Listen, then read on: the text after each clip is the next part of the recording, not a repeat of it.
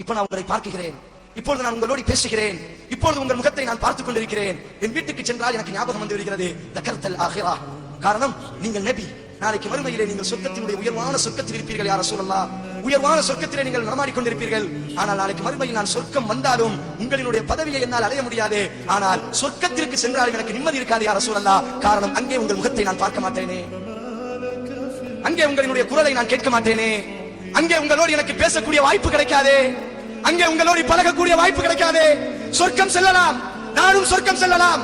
ஆனால் நீங்கள் உயர்ந்த சொர்க்கத்தில் இருந்ததற்கு பிறகு நீங்கள் இல்லாத சொர்க்கம் சொர்க்கம் இல்லை. சஹாபாக்கள், இதுதான் சொர்க்கம். சொர்க்கத்தில் எல்லாம் இருக்கிறது.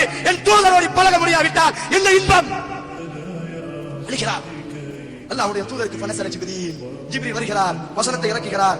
யார் அல்லாஹ்வை பின்பற்றுகிறார்களோ, அல்லாஹ்வுடைய தூதரை பின்பற்றுகிறார்களோ, அவர்கள் நாளைக்கு சொர்க்கத்திலே நபிமார்களோடு இருப்பார்கள். நீங்கள் கவலைப்பட வேண்டாம், நீங்கள் சௌபானே கவலைப்பட வேண்டாம். நீங்கள் என்னை பின்பற்றினால் போதும், நாளைக்கு நீயும் நானும் சொர்க்கத்திலே ஒன்றாக இருக்கலாம்.